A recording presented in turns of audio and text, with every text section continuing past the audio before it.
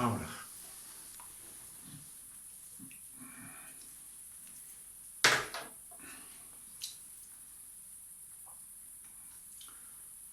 Bonsoir, peuple de Dieu, et soyez les bienvenus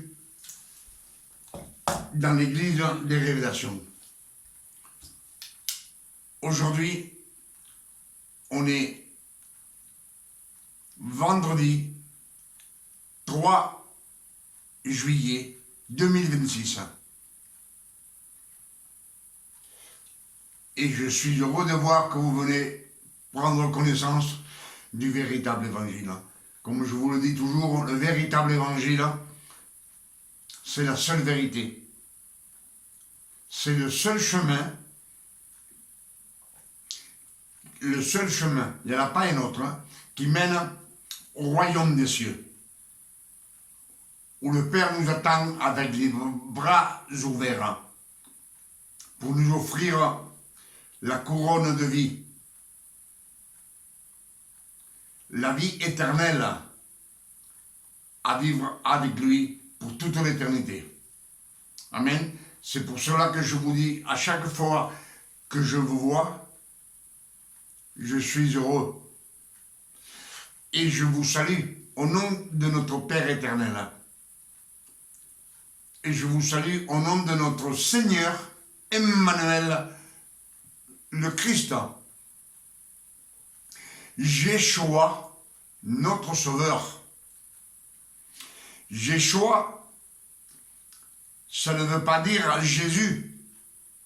Si vous le traduisez dans la langue hébraïque, en hébreu, cela veut dire le Sauveur du monde. Amen.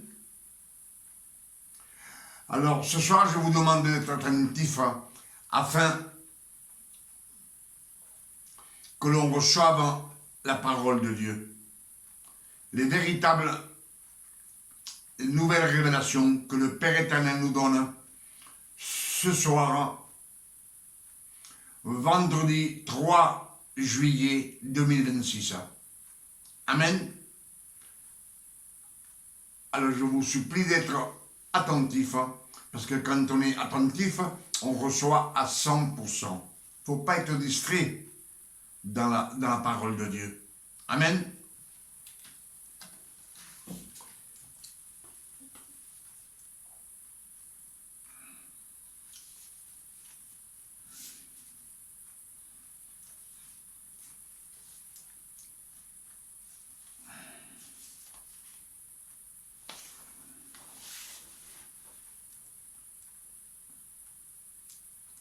Ce qu'on va lire ce soir, je veux que vous soyez attentifs parce que ce sont des révélations. Les révélations, c'est celles qui nous mènent sur le chemin qui mène au royaume de Dieu. Amen. C'est pour cela que dans les Écritures, il nous est dit des dizaines de fois, méditez les Écritures nuit et jour. Nuit et jour. Amen. C'est un conseil que le Père éternel nous donne. Car vous savez que on a le libre arbitre. Alors s'il nous le dit autant de fois, c'est parce que il sait que pour nous, c'est primordial de méditer les Écritures afin qu'on reçoive et qu'on découvre les trésors cachés qu'il y a dans les Saintes Écritures. Amen. C'est ce que nous dit Colossiens 1, verset 26. Le mystère caché de tous les temps, de tous les âges, de tous les siècles, révélé maintenant à ses saints, aux saints, aux fils de Dieu, pas aux ses serviteurs. Amen. Qu'aux fils de Dieu.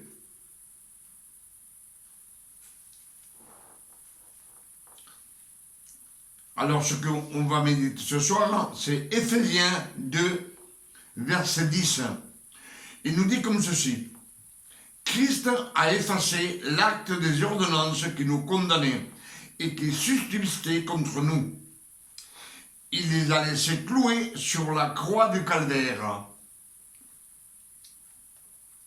Christ a effacé l'acte des ordonnances qui nous condamnaient.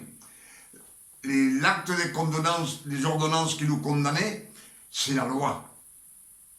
La loi, les 10 commandements, comme les 613 commandements que Dieu donna comme punition au peuple d'Israël, aux 12 tribus de Jacob.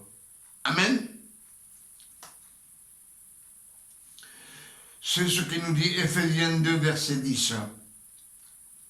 Christ a effacé l'acte des ordonnances qui nous condamnaient et qui subsistaient contre nous. Il les a laissés clouer sur la croix du calvaire. Amen. Et il a annulé l'autorité.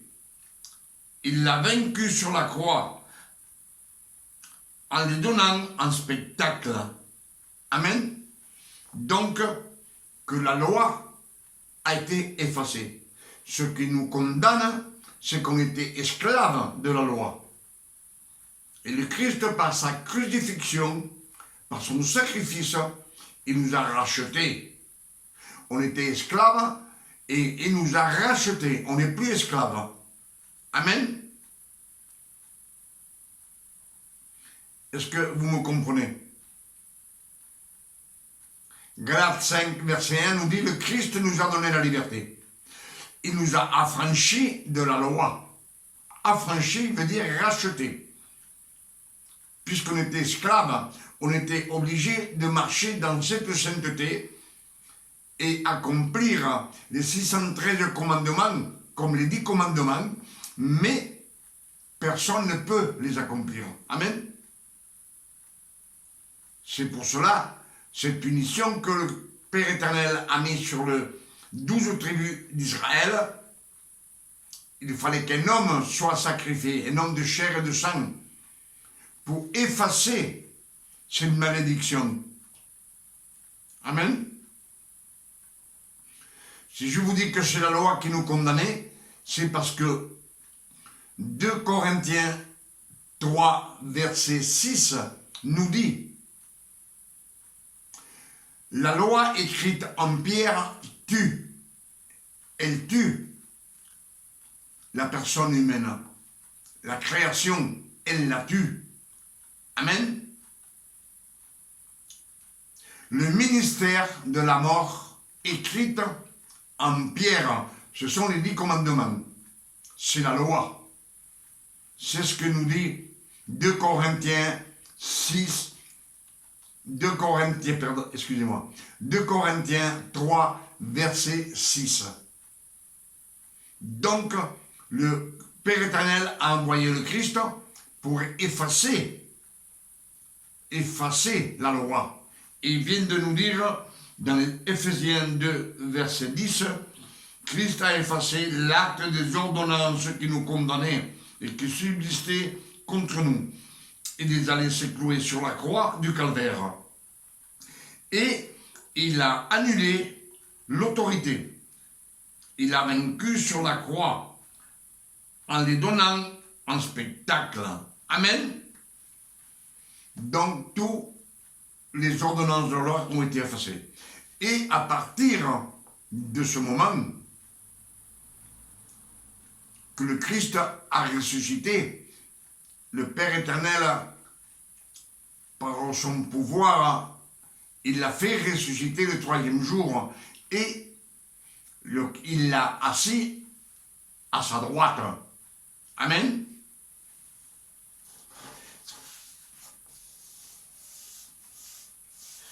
Et Ephésiens 2, verset 6 nous dit: vous y étiez perdus. Vous y étiez perdus par vos offenses. Et Dieu, il vous avait ressuscité par la grâce du Christ, le don de grâce non mérité. Amen. Il nous dit, il nous a assis ensemble avec le Christ. Il nous a assis dans les cieux célestes. Donc, à partir de ce moment, tous les tribus d'Israël n'avaient plus à subir la sentence, la punition qu'ils avaient sur le dos. Amen.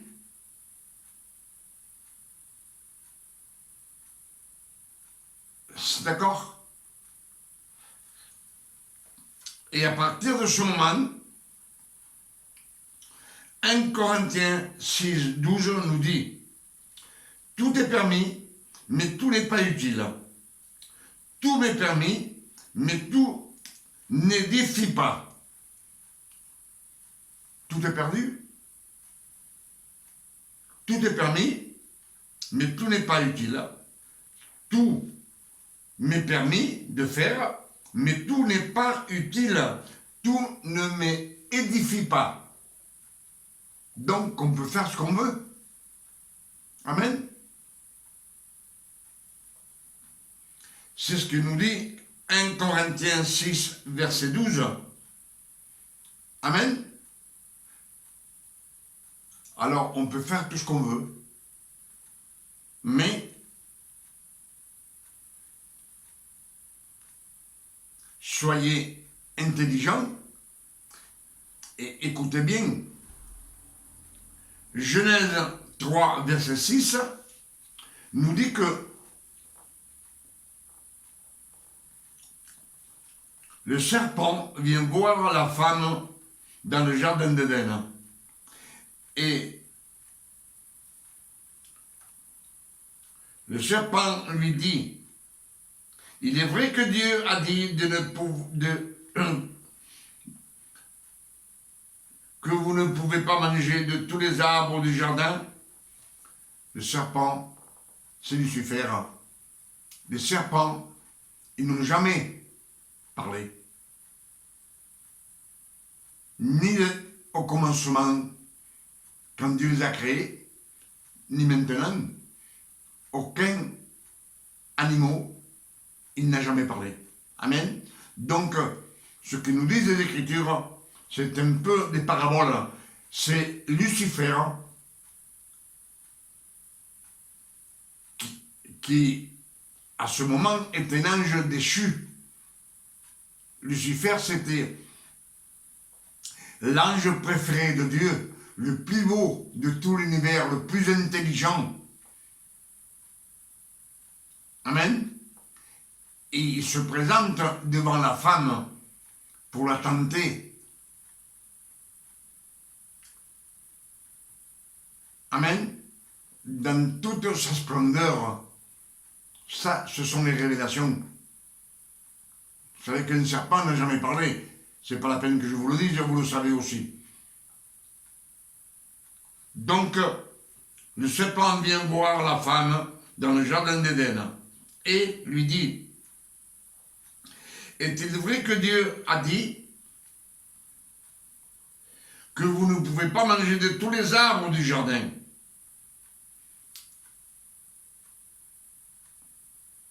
Il est au courant de ce que le Père éternel a dit. Satan, Lucifer, est au courant de tout, de ce que le Père dit. Amen. Quand Dieu dit une chose, Satan le sait. Amen. Satan n'est pas omniscient. Mais quand une chose arrive, il le sait. Amen. Et il lui dit, il lui demande, c'est vrai que Dieu a dit que vous ne pouvez pas manger de tous les arbres du jardin. Et la femme lui répondit, il l'écouta. Il dit, le Dieu nous a dit qu'on peut manger de tous les arbres du jardin. Amen. De tous les arbres du jardin. Mais que l'on ne mange pas de l'arbre qui est au milieu du jardin, l'arbre du bien et du mal que l'on ne mange pas et qu'on ne le touche pas, elle vient de mentir.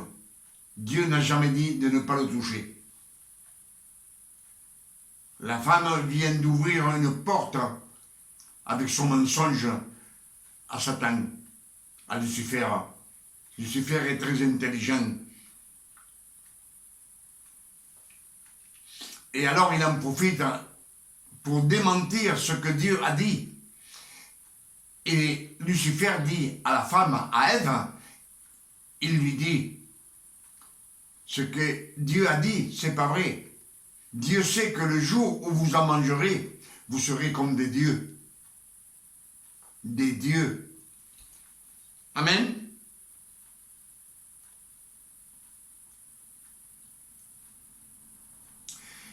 Et la femme regarde le fruit défendu. Il le regarde. Amen. Il l'a devant ses yeux. Il vit que l'arbre était bon à manger et agréable à la vue, et qui était précieux pour ouvrir l'intelligence. Elle prit du fruit et elle la mangea, et elle donna à l'homme qui était auprès d'elle, à Adam, à l'homme. Amen.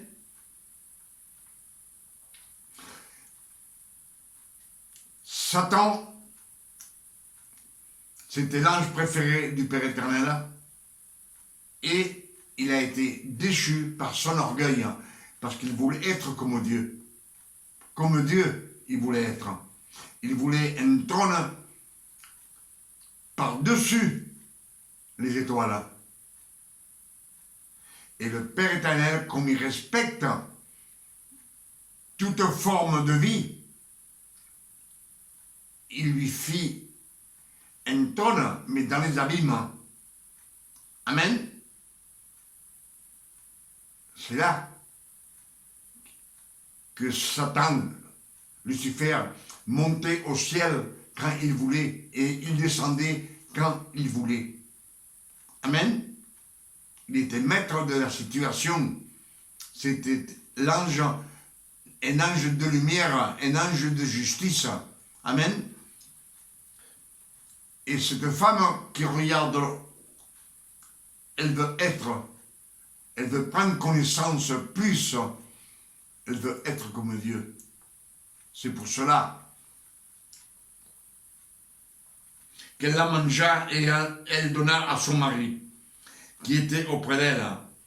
Leurs yeux s'ouvrirent et ils se vêtirent avec des feuilles de figuier. Et ils se cachèrent sous les arbres, loin du fond du jardin. Quand Dieu vient, le soir, Dieu appelle l'homme, il lui dit, où es-tu? Et l'homme répond, j'ai entendu ta voix et j'ai eu peur. Amen. Il a eu peur de Dieu. Pourquoi qu'il a eu peur de Dieu? Et pourquoi qu'ils sont vêtus de feuilles de figuier? Les feuilles de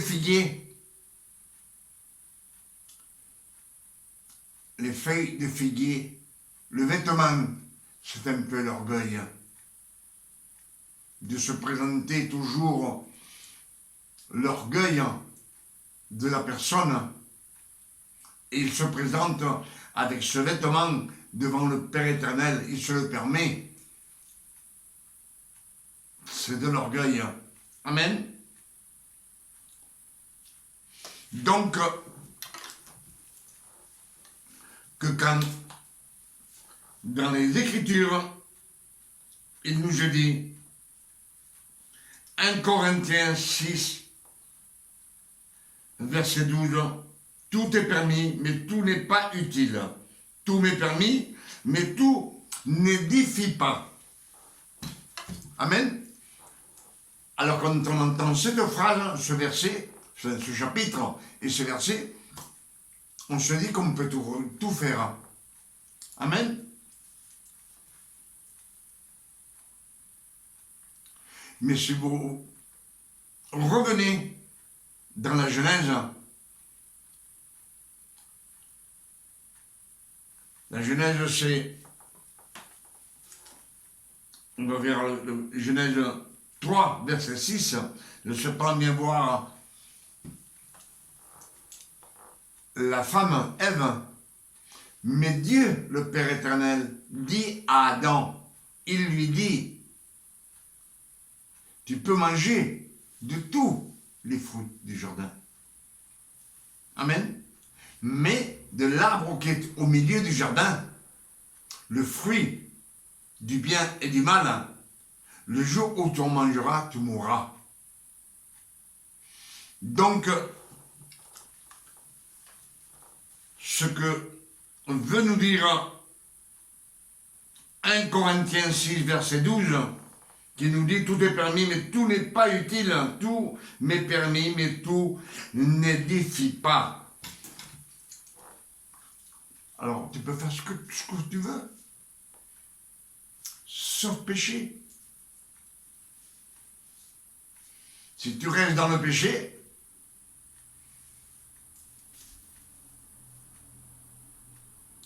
Dieu a effacé, le Christ a effacé le péché. Il l'a effacé. Amen.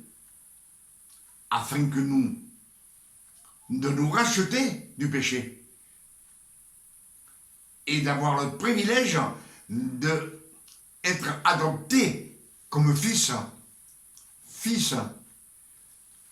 de ne plus être esclave, de ne plus être la création, une création. La création était esclave et nous a acheté de l'esclavage. Mais il nous dit bien, tu peux faire tout ce que tu veux, mais si tu continues dans le péché, c'est que tu es encore sous la loi. Si tu es sous la loi, tu restes sous la loi. C'est pour cela qu'il nous est dit de renaître de nouveau. C'est ce que dit le Christ, Emmanuel le Christ. Jean 3, verset 5, il lui dit à Nicodème, c'était la crème des pharisiens de la loi. Si tu ne renais de l'eau et de l'esprit, tu ne rentreras pas au royaume de Dieu. Amen. Alors, ce verset, qu'on peut faire tout ce qu'on veut, mais il faut sortir du péché. Tu ne peux pas rester sur le péché, dans le péché. Si tu restes dans le péché, tu restes dans la loi. Et la loi et la grâce, tu ne peux pas la mélanger. C'est peut-être pour cela qu'il y a tellement de problèmes dans les églises de nos jours, des prédicateurs qui mélangent la grâce et la loi, c'est-à-dire mélanger la grâce et la loi, c'est qu'ils prêchent la loi, mais ils pratiquent la loi dans ces églises. Comme de rester 2-3 jours sans manger pour demander quelque chose au Père éternel, c'est la loi. Baptiser dans une rivière, c'est la loi. Demander pardon à genoux, en pleurant, en suppliant le Père éternel, c'est la loi. Et en même temps, ils prennent le pain et le vin. La Sainte Seine, c'est le don non mérité que personne ne mérite, que le Père éternel nous donne par le sacrifice du Christ. Son sang précieux, c'est lui qu'il faut garder. Et non la loi. C'est pour cela que dans le jardin d'Éden, il nous a dit aussi, il peut manger de tous les fruits qu'il y a dans le jardin. Tu fais ce que tu veux, Mais si tu manges de ce fruit, tu mourras. Amen. Le nom du Père éternel soit béni et glorifié. Je pense que vous avez compris ce message.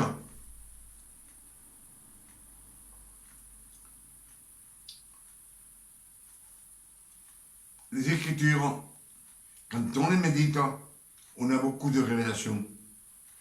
Et ces révélations, elles sont écrites. Mais, comme le Père éternel nous dit de méditer les Écritures nuit et jour, c'est afin d'être rempli de l'eau de la parole.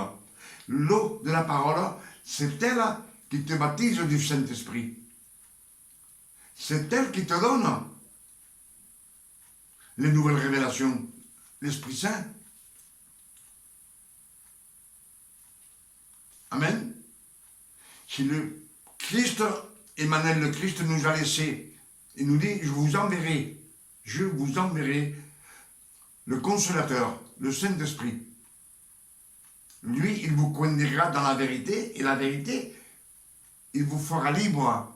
Libre, on peut faire ce qu'on veut, mais il faut sortir du péché. Il faut sortir de mélanger la loi et la grâce. Dans les Écritures, il nous est dit qu'on ne peut pas mélanger. Amen. On ne peut pas mélanger.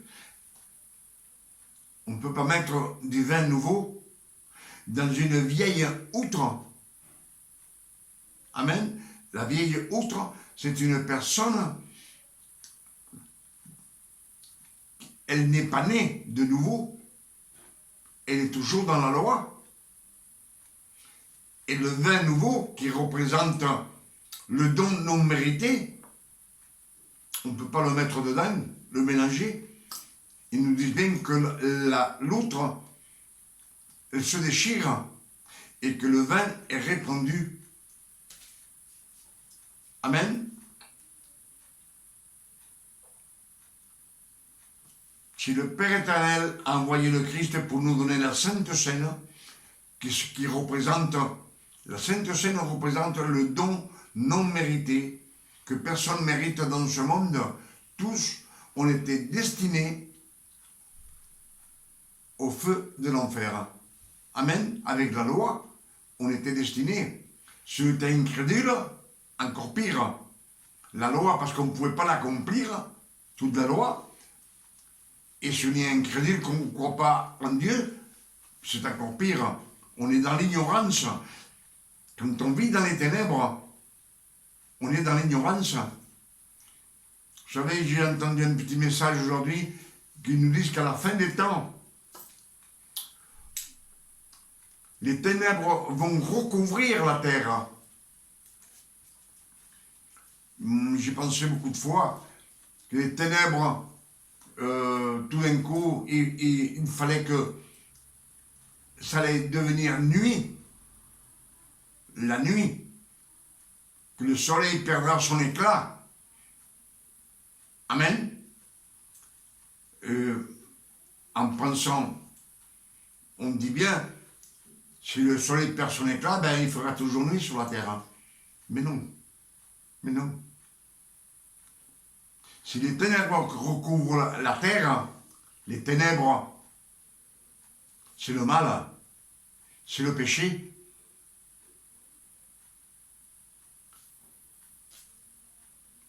Regardez le monde, les transgressions, les adultères, les mensonges, les meurtres, les maladies incurables qu'ils ont. Tout cela, c'est les rétributions qui reçoivent les impies, ceux qui pratiquent le mal. Amen. C'est leur rétribution. C'est pour cela qu'il nous est dit à nous que 1000 tomberont à notre côté et 10 000 tomberont à notre droite et ça ne va pas nous atteindre à nous. Il dit que nous, de nos yeux, on va constater la rétribution des impies, de ceux qui font le mal, et nous, ça ne nous touchera pas, les fils de Dieu. Amen. Pour ça, je vous demande, dans beaucoup d'églises qu'on voit de nos jours, beaucoup de tribulations, beaucoup de rétribution aussi. Rétribution, ce qu'ils reçoivent, les maladies incurables, des paralytiques. Amen.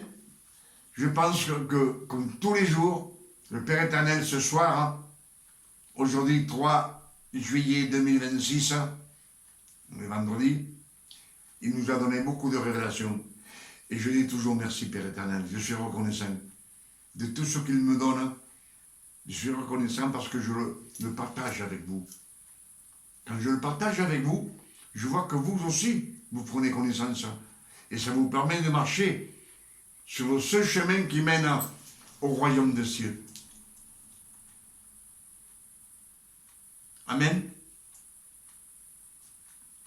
Nul ne peut rentrer au royaume des cieux avec une robe sale.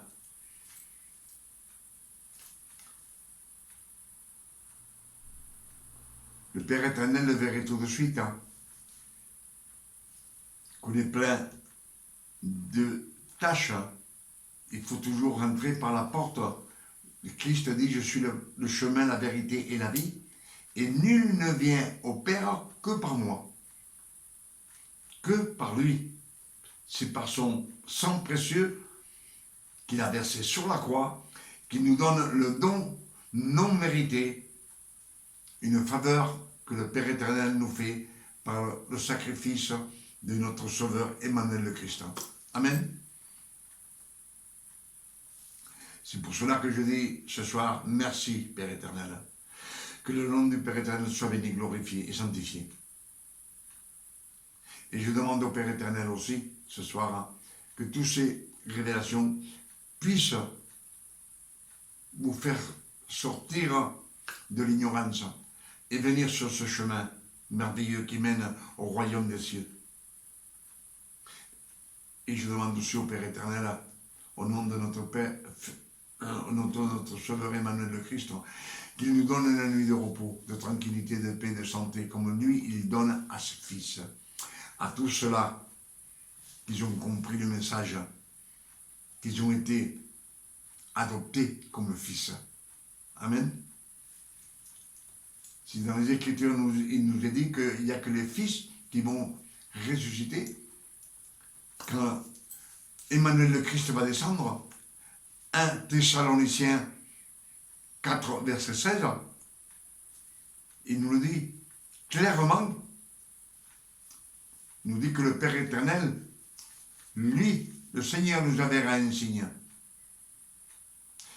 Et à la voix de l'archange et au son de la trompette de Dieu, il descendra du ciel.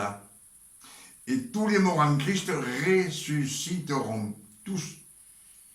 Pas le reste. Amen.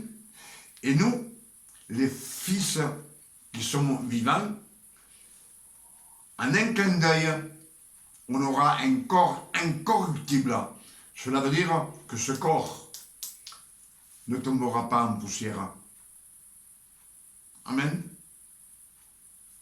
On partira ensemble avec ceux qui sont ressuscités dans le royaume des cieux, avec le Père éternel. Nous, on ne connaîtra pas les grandes tribulations. Amen.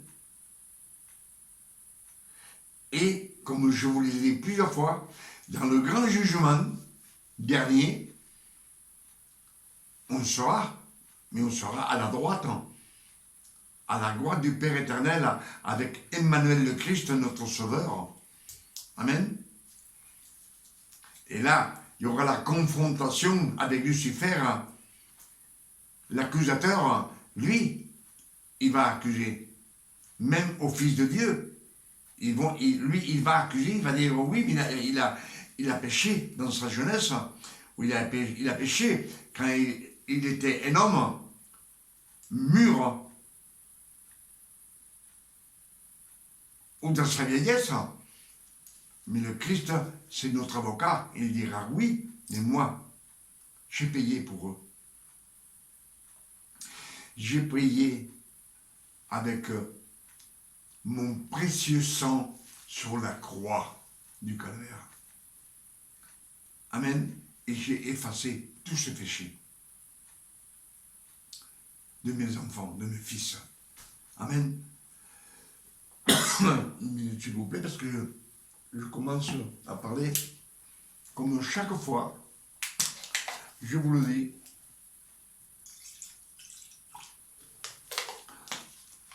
Que parler beaucoup, ça donne soif. Mais, quand on veut semer la semaille que le Père éternel nous donne, il faut parler. Il n'y a que ça à faire. Que parler. À votre santé.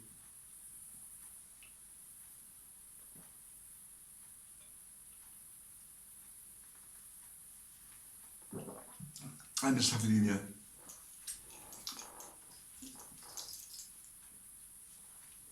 Avec ces quelques révélations, il est minuit 20.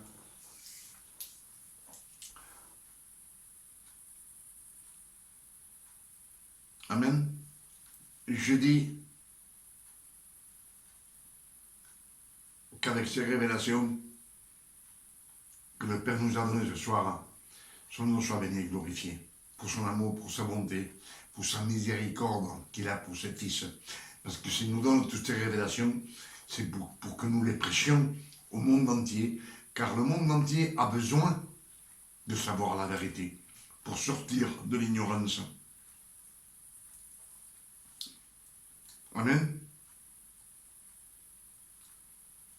Ceux qui sont dans l'obscurité, ceux qui sont dans les ténèbres, c'est faute de connaissance de la parole de Dieu.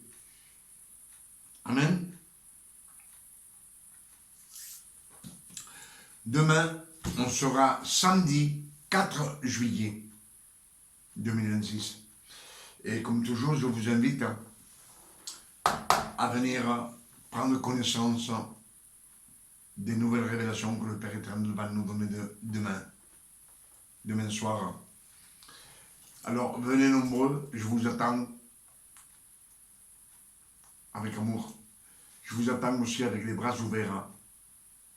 Plus vous venez, plus je suis heureux. Plus je vois le nombre, et plus je suis heureux, parce que ce que vous recevez, après, vous pouvez le prêcher.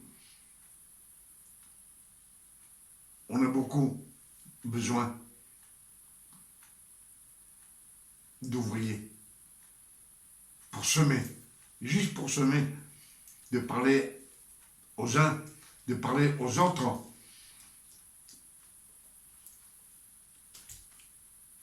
Il faut sortir dans la rue et avoir l'opportunité de parler avec un, de parler avec un autre, des incrédules. Amen.